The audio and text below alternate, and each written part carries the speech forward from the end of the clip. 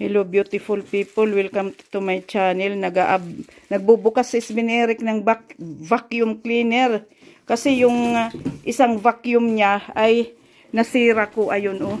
Nasira ko dahil ay nano ko yung ginamit ko sa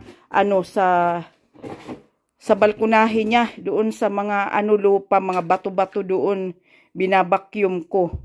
Kaya yun, kasi pag mga kailangan, ayan yung niya, hindi pa yan matagal na na vacuum Electrolux na nasira kaagad ko.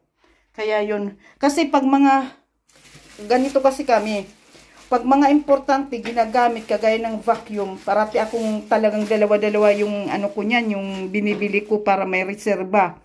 Kahit yung mga eyeglass namin, tigdadalawa yun. Pag nagpabago kami ng eyeglass, dalawa yun. Si Sven Eric, ganun rin. Siyan ako. Pagkatapos, lalo na ako, sa trabaho ko. Kasi dito sa Sweden, ang tagal ng bago makakuha ng eyeglass. 2 weeks. Ang pinakamadali. Kailangan 2 weeks. Kaya yung kailangan may reserba ka na pag masira o mayroon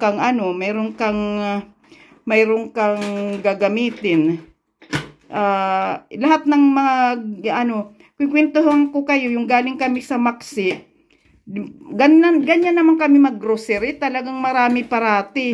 Para siyan kasi nakalimutan niya, nagpa-gasolina kami, nakalimutan niya pagkaliwa, 'di ba may doon sa sasakyan na makikita nyo na yung sa labas ng sasakyan mayroon may mga lights na makikita nyo na sa kaliwa kung makaliwa ka o sa kanan kung kakanan ka sa harap at saka sa likuran ng sasakyan.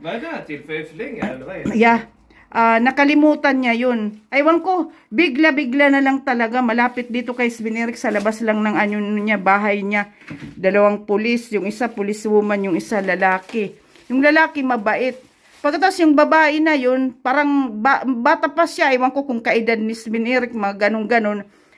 Sabi niya, ang nainisan ni Sven Eric, sabi niya, ba't daw ang dami-dami daw naming gamit sa sasakyan daw. Sabi niya, bakit doon na daw kami nakatira? Si Sven Eric, mabait na tao yan. Kaso lang, ayaw niya ng mga ganyan. Pagkatas ito, hindi yan marunong magalit.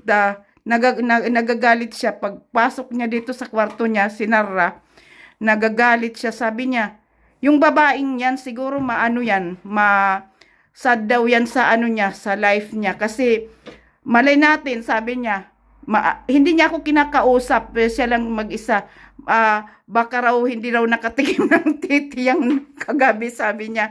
Pagkatapos sabi pa niya, siguro nakatira ito, mag-isa lang at saka ng mga pusa niya. Sabi niya, kaya ganun iritado o kaya mayroon daw regla, sabi niya.